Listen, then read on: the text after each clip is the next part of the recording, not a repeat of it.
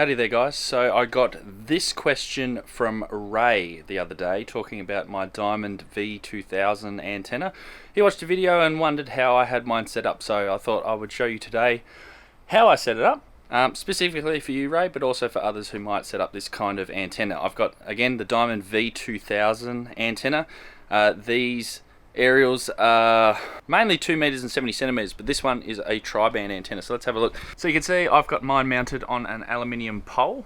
The aluminium pole is about 6.5 meters above the ground, so I've just got it mounted up there. You can see that the antenna comes with those mast clamps, and I've just got those mast clamps going straight around the pole. I think it handles up to about 60 millimeters. This pole here, I'm pretty sure, is about 50 millimeters.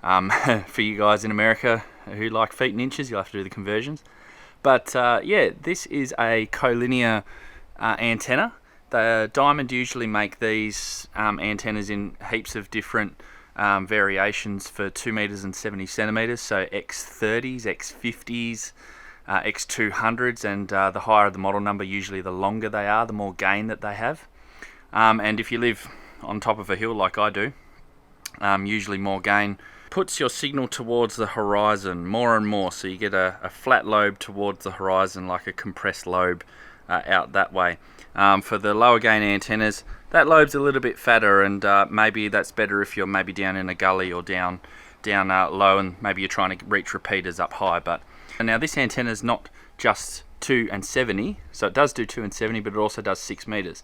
That's what that loading coil is there on that radial. So you can see there the little black loading coil, and basically what that is a longer radial. Now this antenna is not omnidirectional. That's the other thing that I'll just want to point out with this. It's not omnidirectional. It's almost omnidirectional, but it's slightly bidirectional. So I've currently got the long radial pointing in the northern direction, and also in the opposite direction to the radial is south. So in that direction there is a slight null. It's not an awful lot, it's just, I'll put a screenshot of MMA over the video here, and you'll see, it'll show you exactly what the difference is. It's not a lot, but it's just something to know. So yeah, this is a collinear on 2m-70cm. I think it's stacked 5/8 wave antennas, I think.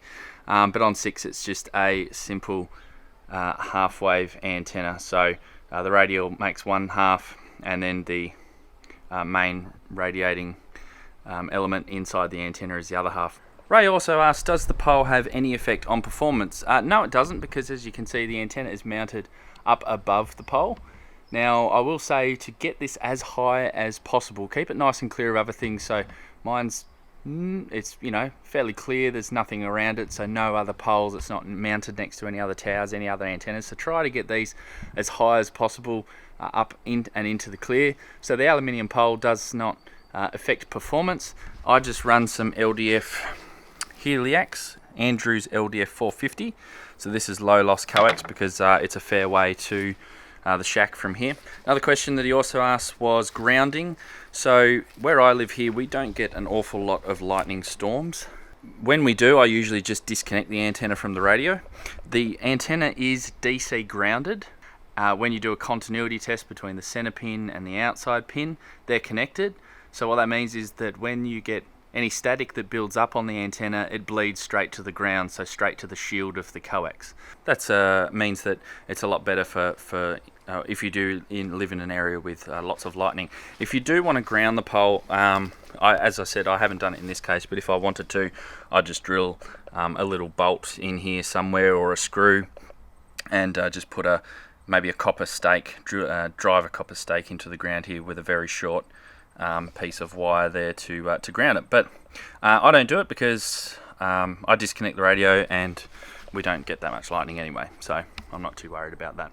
These antennas, they work pretty good. I've had great success with this Diamond. In fact, I heard signals almost 9,000 miles away on 6 meters.